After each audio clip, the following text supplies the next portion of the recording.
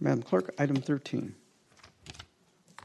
Receive a presentation from the Solano County Redistricting Advisory Committee, RAC 21, on the recently completed Community Outreach Report on Communities of Interest in Solano County as it relates to redrawing supervisorial district boundaries as required by the Fair Maps Act of 2019.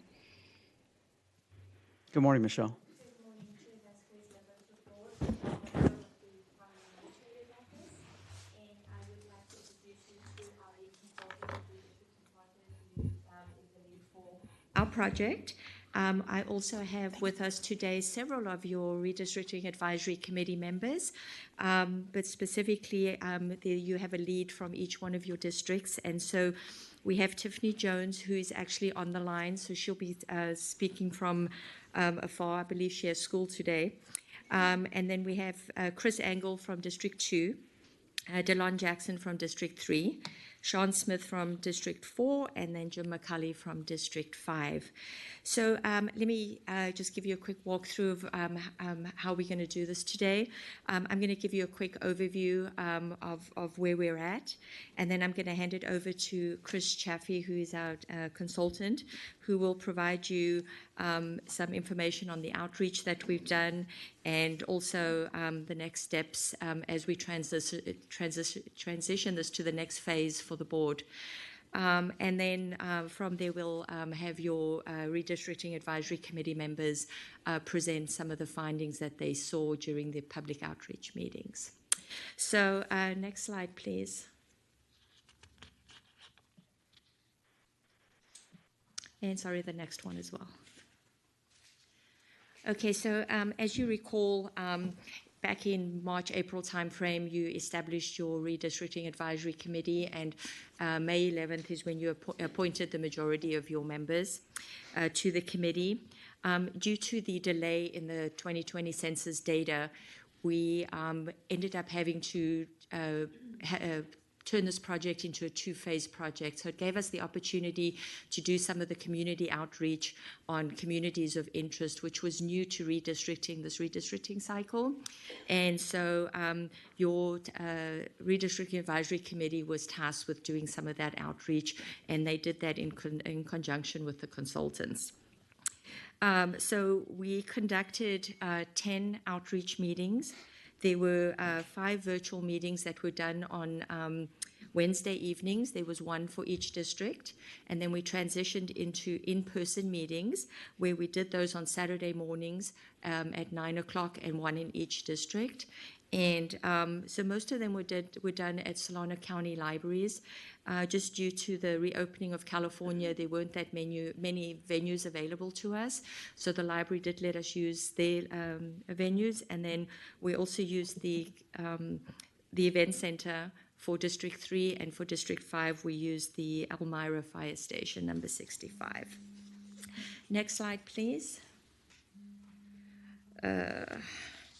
So the report before you today was put together by your redistricting committee, and staff recommends that you receive and file this report.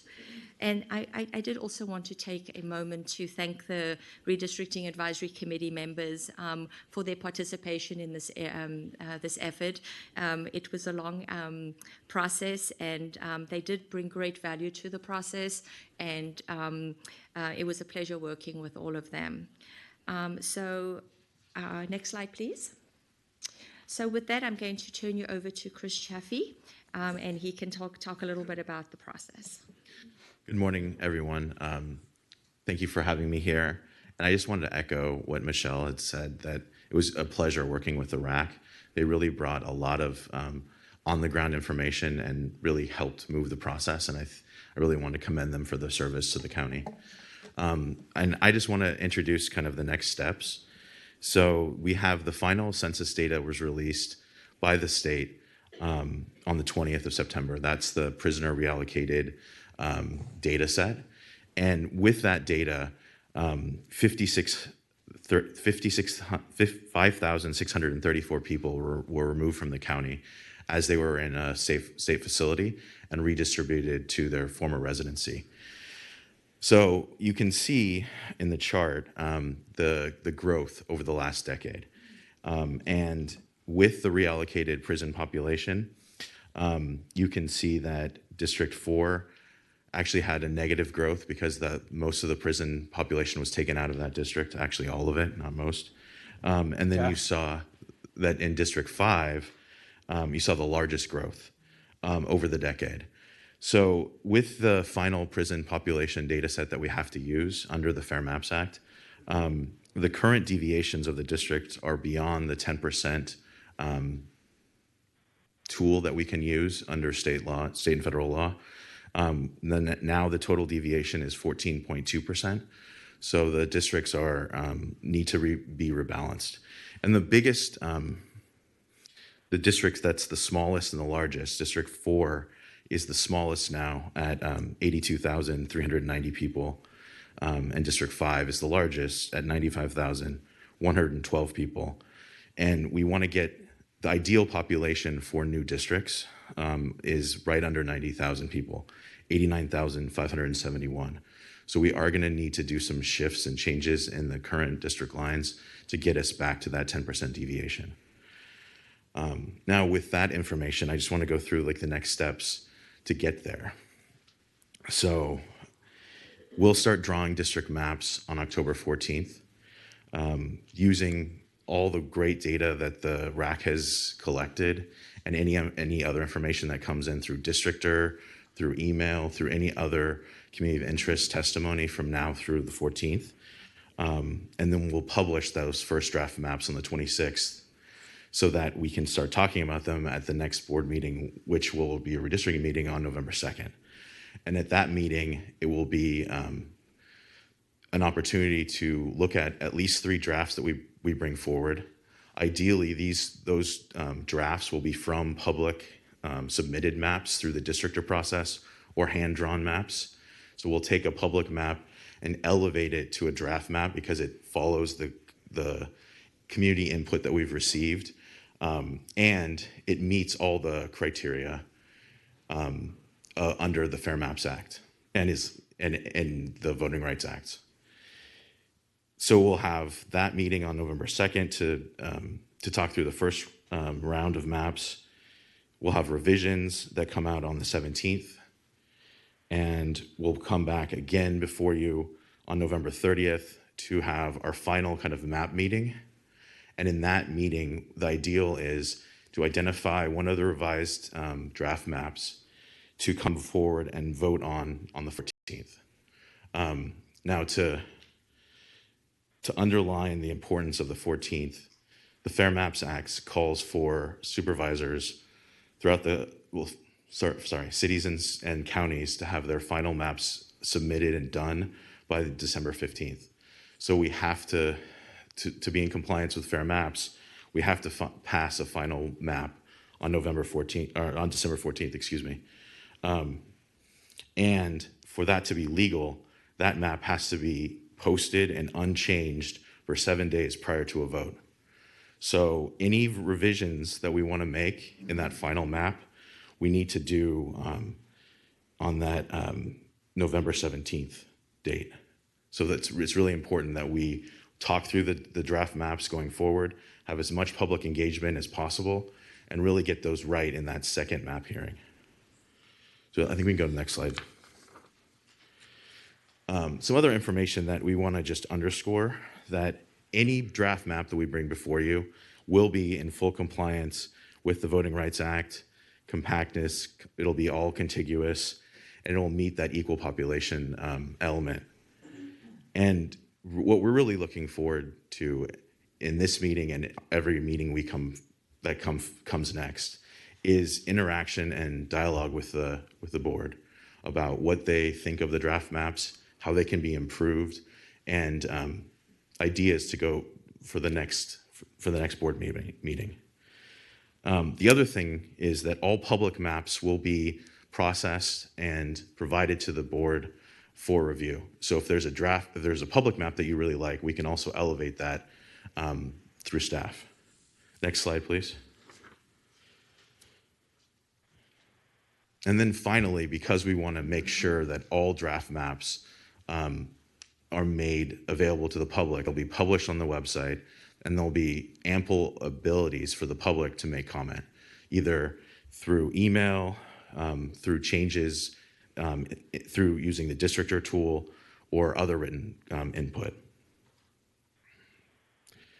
So I think with that, that concludes my presentation, and I'm open for questions. Any questions from the board members? Erin? Thank you, Chair. I didn't catch your name, I'm sorry. Chris Chafee. Chris. Nice meeting you, Chris. Nice to meet you. A couple of things. At one point, you shift from online meetings to in-person meetings. And one of the things you don't talk about is how many folks from the public participated in your meetings. Can you share some, enlighten us as to how much public participation you've received?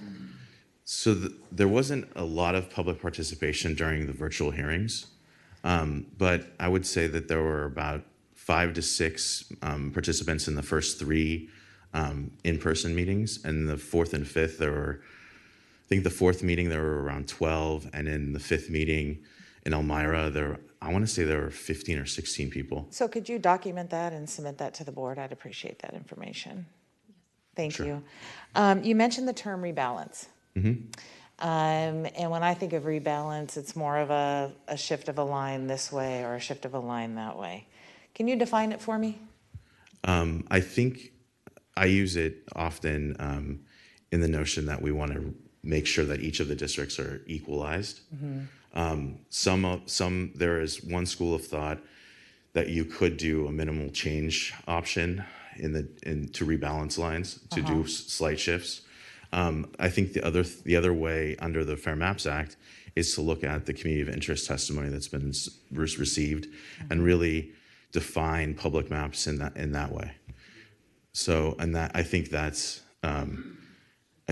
why we really hope to be able to have enough public maps that are submitted that meet the 10% deviation and that align with the community of interest testimony that's been received, that we can elevate public maps to bring forward to you as draft maps for your consideration in November. So would you say one school of thought is the districts would be fairly similar to what they are today, except for shifts in lines? So I represent District 1, and our hard line right now is at the Georgia Street. I imagine it goes over Georgia Street and, maybe picks up something else from District 2. Well, I think for District 1, we've received a lot of information. We've seen community of interest testimony to kind of realign Vallejo so that North and South Vallejo is connected. I don't know how you do that with it, getting in the middle, but I don't want to go into those kinds of details just yet. I was just kind of talking about that. And then I don't know when you get into the discussion about the communities of interest. I know for District 1, there are a few things that need to be changed or added. Is that you, Michelle? Sorry, So when you talk about the districts and their communities of interest, okay. So District 1, you identify North Vallejo and the Country Club Crest. You misspell Lofas, Lakeside Manor. Lofas is spelled Lofas. That's a gentleman's last name. And then what you don't include is Hidden Brook. And Hidden Brook is much like Glen Cove or Cordelia. It's a area, and it's very specific in the city of Vallejo, so that needs to be added. okay, we can definitely do that. Thank you. And that's HIDDENBROOKE. So that's all. That's it, Aaron? Yep. Anyone else? So I'd Rajada? suggest that you allow the staff to have the RAC members present what they heard in the community outreach and in the community of interest discussion. You have representatives for each district based on the work that they've done. I do have one request. Can we get the numbers for the cities? Yeah. Thank you. If I could, let me then call on the public. Those members from the RAC committee, if they wish to speak, please come forward. Sir, I have Tiffany Jones on the line. Who? Tiffany Jones, she's representing District 1 for the RAC. Okay, well, we'll hear her. Ms. Jones, if you wish to speak now, press star 6 to unmute yourself. Good morning, everyone. I do apologize for not being there in person. I unfortunately have to work and make sure that my students are getting educated as possible. My name is Tiffany Jones, and I was a part of the District 1 RAC along with Alex Matthias and Cassandra James. I just want to briefly thank Supervisor Hannigan for allowing us to be a part of this process. It was very eye-opening. I really enjoyed our RAC meetings and also communicating and talking with the other RAC leads as well as the other district representatives throughout this process.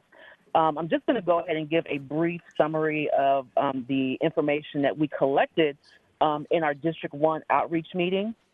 And so we held a series, as you heard, a series of public outreach meetings as well as in-person and online during the time frame.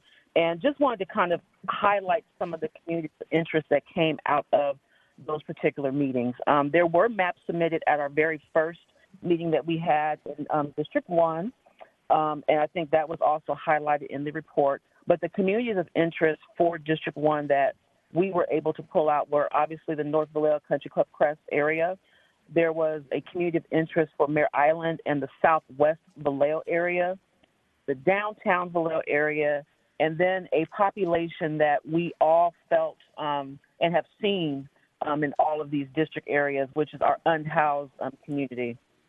And so just starting off with some of the underlying similarities, and I'm going to combine these two because in North Vallejo, Country Club Crest, as well as the Mare Island, Southwest Vallejo area, some of the same needs were very prevalent in some of the feedback that we were getting from the community. There is high poverty in some of the areas. There are under-resourced schools. There's a huge food insecurity, housing, environmental, and transit concerns in the areas. And then also the underutilization in jobs in a lot of the areas. And so, for example, on the Mare Island, Southwest Vallejo area, and including the downtown area, I'll go into that a little bit later, they highlighted the fact that if there were access to more jobs and transportation and things of that nature, that area would probably be a little more representative of that area. And then also with the Mare Island, Southwest Vallejo, they wanted to see more parks and recreation and things of that nature there. And again, some of the same underlying things were obviously under-resourced schools, lack of grocery stores, and commercial transit, transit in that area. The downtown Vallejo area, there was really a lot of feedback on how we could revitalize that area and how that area could be highlighted. And, of course, so that they would bring more jobs and career opportunities to not only the city, but also it would affect the county as well.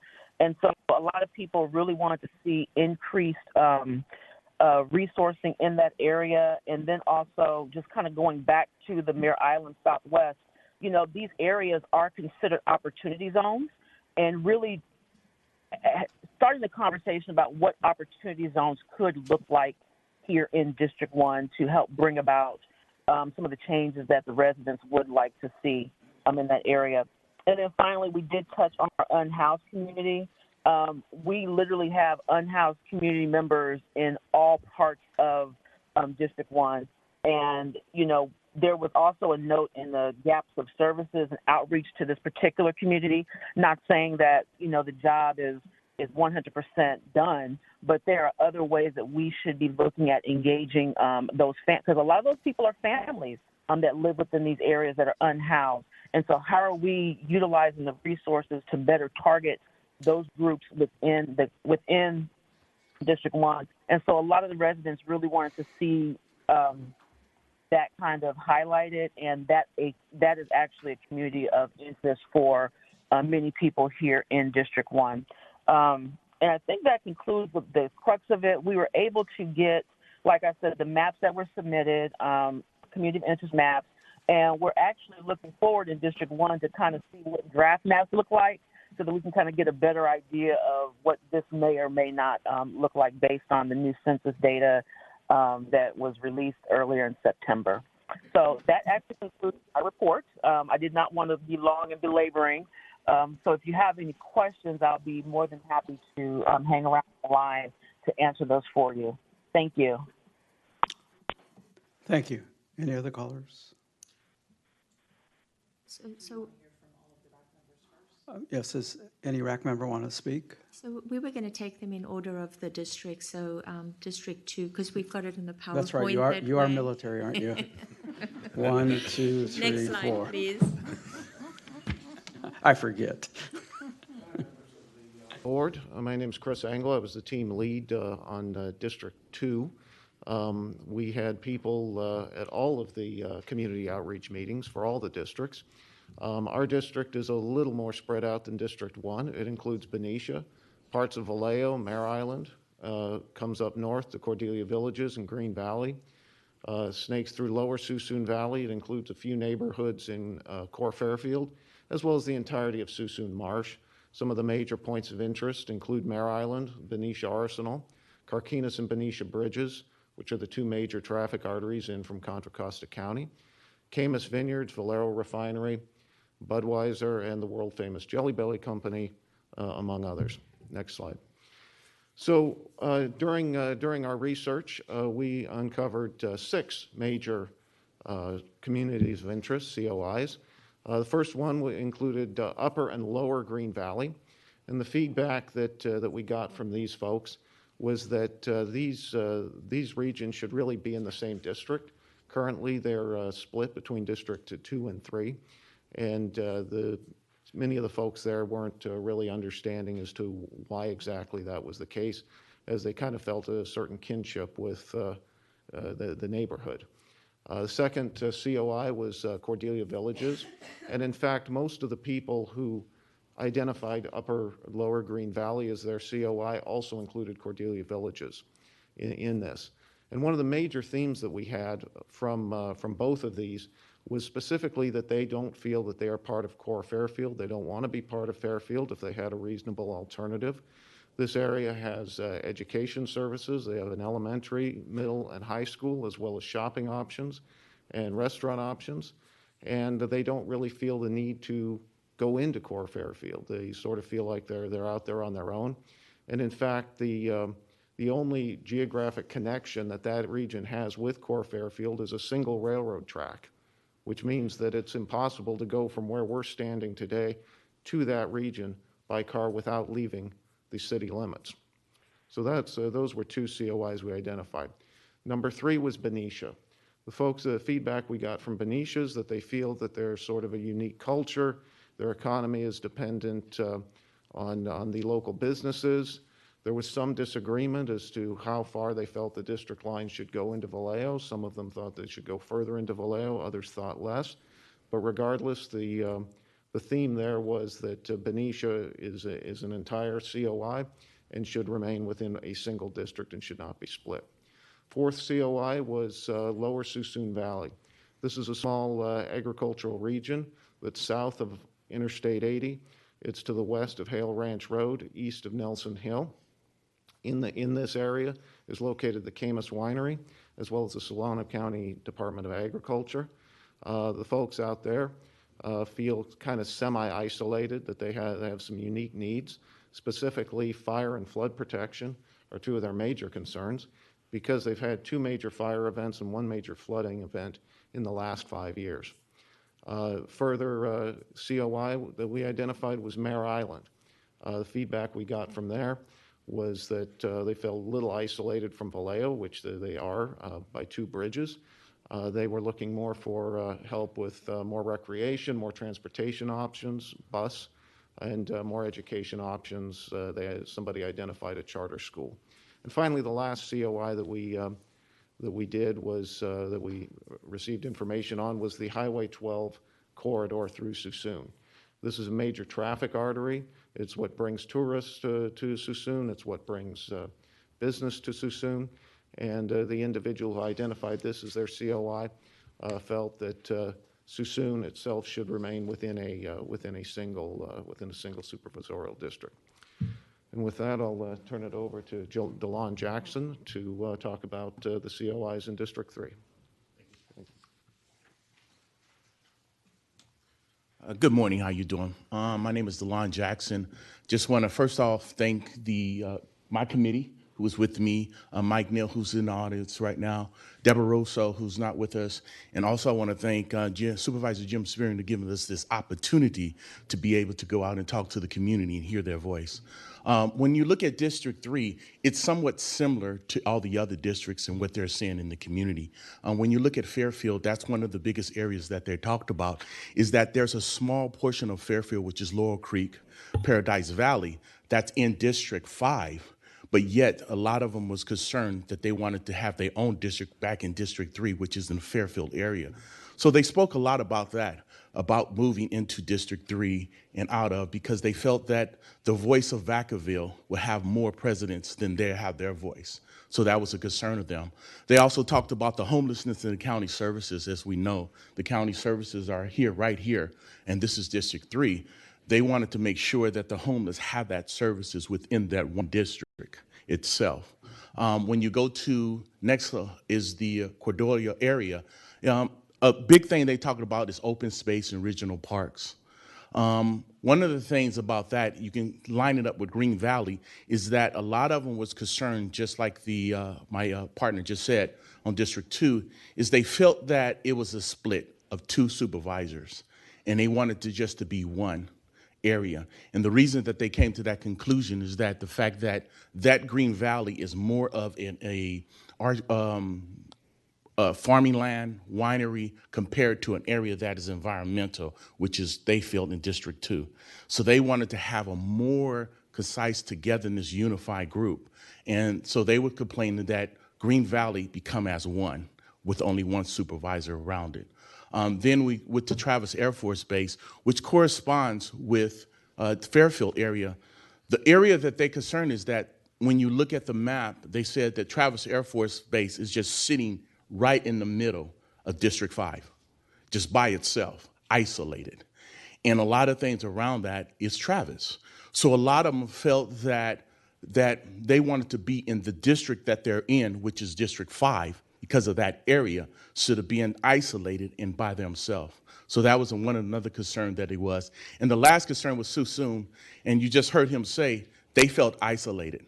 Because of the railroads right there, they felt that they were just away from the community itself, and that they were better served in the community of District 2, where they're from, compared to when you go to District 3, where they got to go over to the tracks or over the railroad, Highway 12, I'm sorry, to get there. So they felt isolated and that they had no voice, and they seek the voice. So that voice was going to come from, they felt, in having that one district person, which they felt was District 2. So that being said, a lot of the things that you're going to hear is similar to all the districts in ways. And when we heard it, because we heard everybody's voice from each and every district, and we added that and put that together.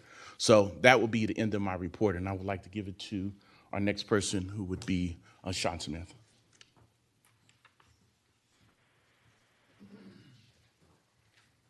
Good morning, Board.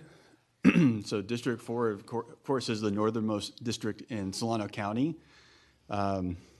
Dixon and Vacaville are the main cities, with a lot of agriculture and unincorporated areas surrounding that on the west and north side. Go ahead and go to the next slide, please. So the few of the main communities of interest, and of course, we didn't really get into it that much at the beginning, but communities of interest is a very general term, so we got a lot of varied feedback in the different public meetings. But generally, the city of Vacaville, which a good chunk of it, the portion west of 80 is already an existing District 4, and a portion east of 80, a smaller portion, is part of current District 4. But there was a general sense that people were talking about these different communities of interest in Vacaville, and there is some sentiment that Vacaville, while it can't be its own district because the population I think exceeds by about 20,000, there is some sentiment of maybe looking at opportunities of maybe unifying Vacaville a little bit more than having it split. so much. Another community of interest is the unincorporated regions and agricultural areas. So we had feedback from the Farm Bureau mentioning some of the orchards and land there, and they had recommendations to the board. It's probably an attachment to this report, their letter that they sent, but they did have some interest that did cover part of District 4, the orchards and agricultural area. And as far as the unincorporated regions, there were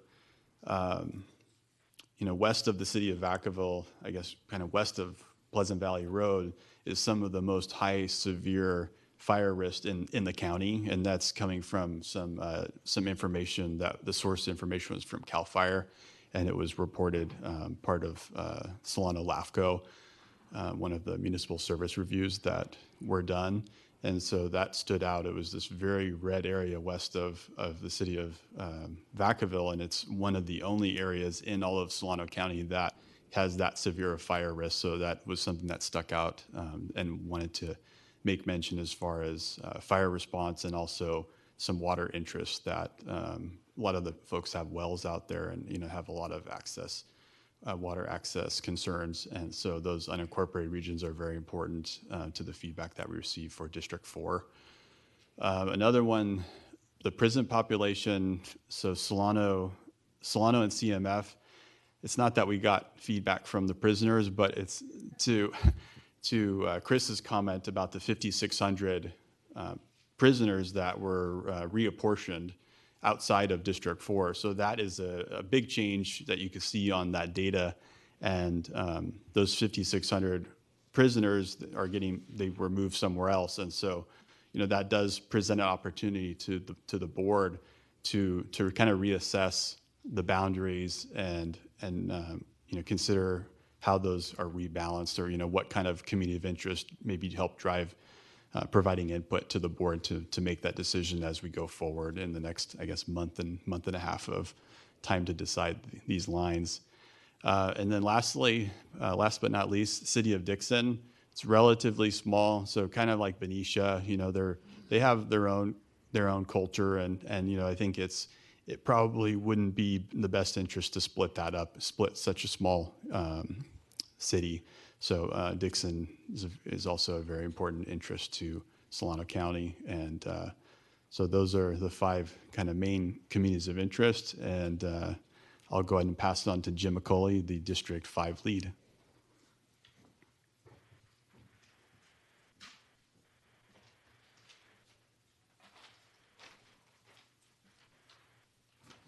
Good morning, board members. Being old, I need notes, so I'm going to refer to them while I speak to you. First of all, I'd like to thank Mitch Mashburn for getting me into this operation, and also for my partner, Rosie Enriquez, over there. Without her, we would not have much of the very good data that we have to present. I want to thank Danette Ricardo and Amy Sharp of your staff for their help, and Michelle Hepner and Chris Chafee, both of you have been very supportive to all of the groups, and I want to thank you publicly for that. It's not an easy chore to do. And thank you for your military mind. I've got one too, and it works out well. If you want to find out what's going on, you go ask people. So Rosie and I went on a listening tour, just asking questions to find out what folks thought. We met with the various communities of interest, and on our own in informal meetings. And a lot of times, if you want to find out something, go to a grocery store, go talk to people, go find out where they gather, and go sit down and have a conversation in a coffee shop. You'd be surprised what you learn. The major concerns that we came up with as District 5 is principally rural in nature, in mindset, but now there are other elements coming in. The rural needs for farms and livestock operations centered around a number of issues, primarily business and quality of life, and the nature of, and very significant issues brought up were the drought, the effect on water availability, senior and junior water rights coming out of the Sacramento River, along with the groundwater reduction and its effect on both crops and livestock generally. Another area was traffic on Highway 80 and 12 and other arterial roads, and again, getting into feeder roads like 113, which are becoming increasingly traveled both for ingress and egress in the county, and are concerning particularly with Rio Vista, Dixon, and Vacaville, and its effects on the agricultural community of interest and its rural way of life in general. Next, how the increasing need for housing and its effect on more population will strain the existing resources available to cope with it within District 5. Also, concern was expressed over the future of Travis Air Force Base and how the need of the growing population may adversely affect the operational requirements of the base. Just a personal note, I was a department head at Mare Island, and I helped shut the island down. I can tell you that the effects of that are still felt. That $1.1 billion, I see the supervisors shaking their head. It was a real problem. Travis has a $1.6 billion economic impact. You step on that 2.5 times economically, and you've got real serious trouble. So we have to make sure that that is addressed and completely satisfying what the needs are of the Air Force and of the population. Also, concerns were raised over the various community of interest needs expressed within the more suburban and city locations, or suburban, and city locations within the district, and their possible conflict with the expressed needs of the more rural parts of the district. So I think that with that, I'm going to conclude just by saying that, again, thank you so very much, Mitch, for asking Rosie and I to take this on. It was a very illuminating experience, and I think the data that we and the other groups have got together is on point, and I think it will help you make the decision, and it won't be easy, to do what needs to be done. And again, to reiterate, thank you, Michelle, thank you, Chris. Really do appreciate it, and thanks to everybody else that was on the committee. It was interesting meeting people from areas that I don't normally go to. So it was very, very illuminating. Thank you. Good day. Thank you, Jim. All right, that's it for. So just to wrap up, the report is for you to file, and I just wanted to reiterate that your next steps are as we go into phase 2, and the board will work closely with our consultant to come up with maps. So as we go into October, we'll start drawing these maps, and then we'll do a series of hearings into December until you get your final maps approved. Thank you. I do have one card. Mr. Gwen, George? Any callers? Do we know? No?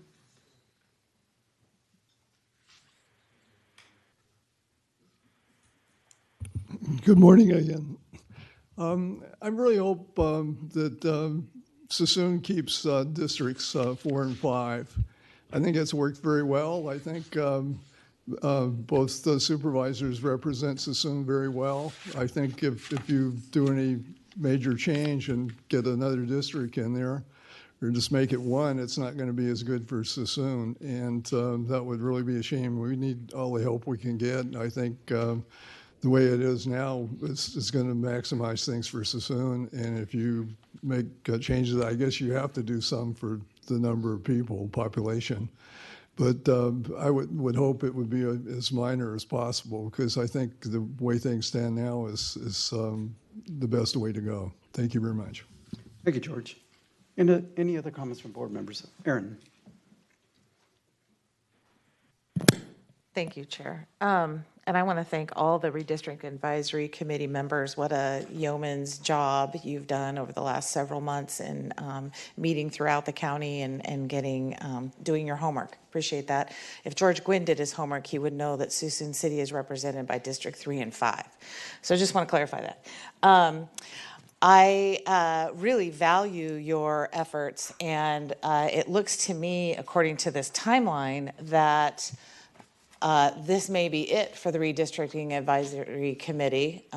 Chris, is that a confirmation? Yes. And I think that's a short-sightedness. I think we have a very active and engaged committee that has been with the public and listening to the public. I know we will hear from the public, but I think it's really important that those committee members are still at the table and able to participate and encouraged to continue to participate and meet.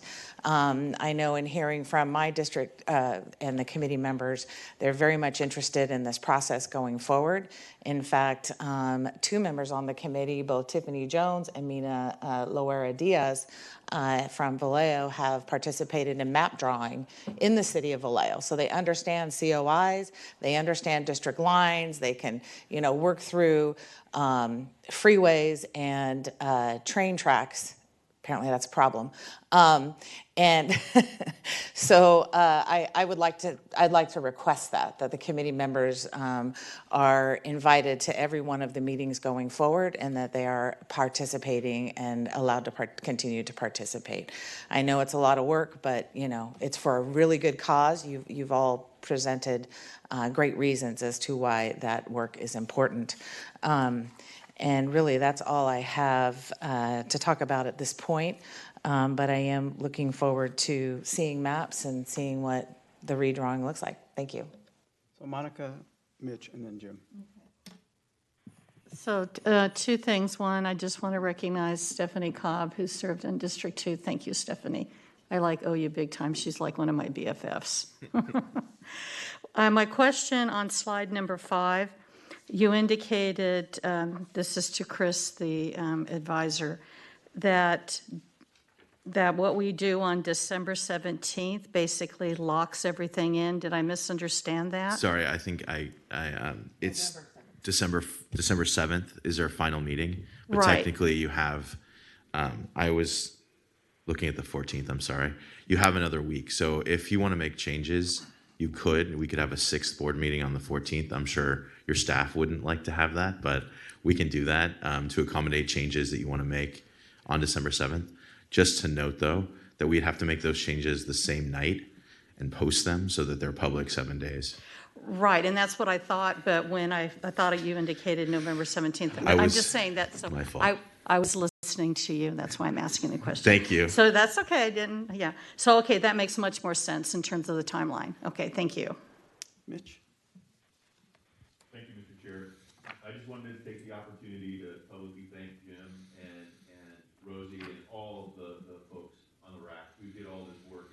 It was an incredible amount of work. I met many times with Jim and Rosie over the... There. Oh, I had a green light. Now I have a mic and a green light. The other way. You're killing me. But I just want to make sure everybody understands the amount of work that they put into that. They went to meetings for the Farm Bureau. They went to meetings at Leisure Town. They went to meetings with the Cattlemen's Association. They went and spoke to ranchers. They went and spoke to folks at the senior centers. They were out and in the public and meeting and talking with communities of interest and identifying those issues and problems and working really hard at it. And I'm sure all of the representatives for the various districts were doing that. So I wanted to be sure everybody realized the amount of work that was put into this by our RAC members. And like Supervisor Hannigan, I really appreciate it. I hope all of you continue to participate in the process and be that voice for those communities that you connected with. And I thank you. This data that you brought and this information you brought is very valuable to us and will be valuable to us outside of this process as well, because it helps us identify areas that may need help where there's gaps in the community. It helps us identify areas that may need some economic stimulus in the community. It's just invaluable, the information you brought. So thank you for all your hard work. Jim? Thank you, Jenkins. I too want to thank DeLon Jackson. He and I have worked on other things together. DeLon, thank you. And I've got Honorable Mike Nails with us. He hesitated, but he got in there and helped, and Deborah Russo. So I wanted to just thank all 3 of them. As you hear the reports from everyone, it seems like it's a resource issue. The things that they're talking about, there really is no lines or no boundaries. When you talk about fire, I mean, the fire goes all the way from Vallejo all the way up to Dixon, and so those resources, I don't think you can draw lines on that, necessarily on that issue.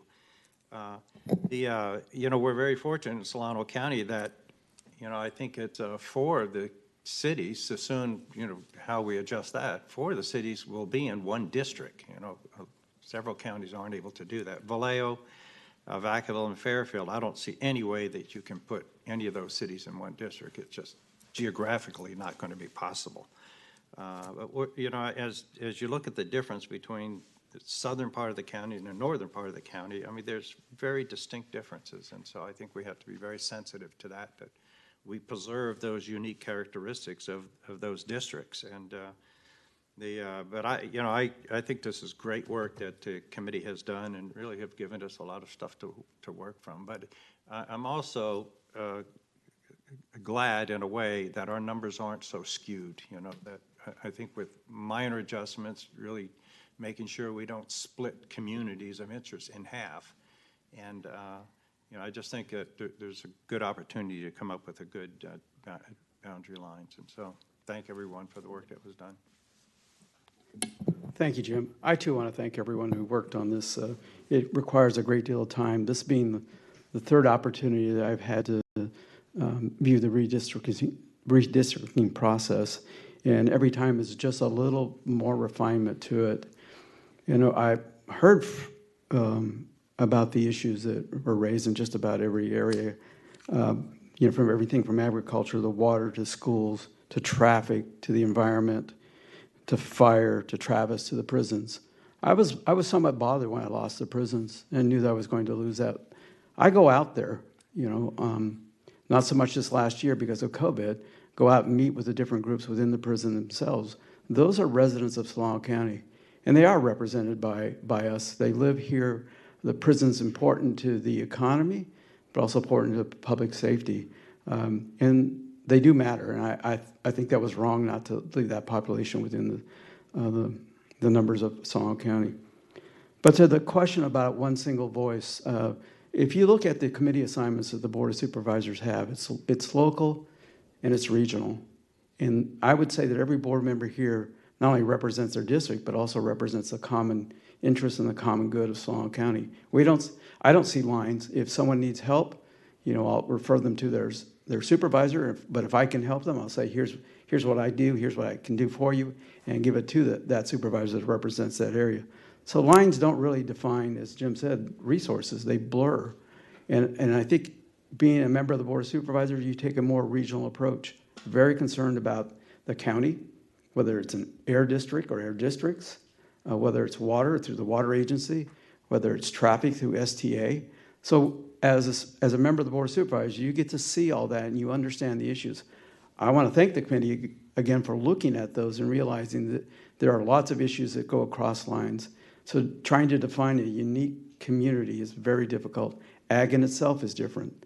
That's why in the general plan you see 10 specific areas where ag is a little different. We spent 2 years working on that to identify those unique features in those areas, to say this is what's important to this agriculture area, whether it's the Montezuma Hills, the Dixon Ridge, Winters, Pleasance Valley, Lagoon Valley, Middle Green Valley, Suisun Valley, and even the marsh itself. And the marshes is really governed by BCDC, which this board has 2 members on, the primary and alternate.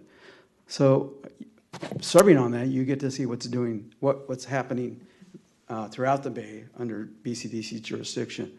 But I think the more that you can go out and tell people, because of your experience, that this job is a really big job, and it demands a lot of interest on the part that individuals that hold these seats to know what's going on in their community. And I want to say that all of us are very hard at that, understanding our communities and then bringing those discussions to the dais to say, here's what we need in this area. Not so much my district, but in this area. Anyway, that's my comments, and I still want to say thank you to everyone. So we'll go on to the next stage. Do we have to receive the report? Is it a motion to receive? Yeah, you don't need a motion, I don't believe. Would it help? Sure. Nope. All right. Thank you all. Thank you.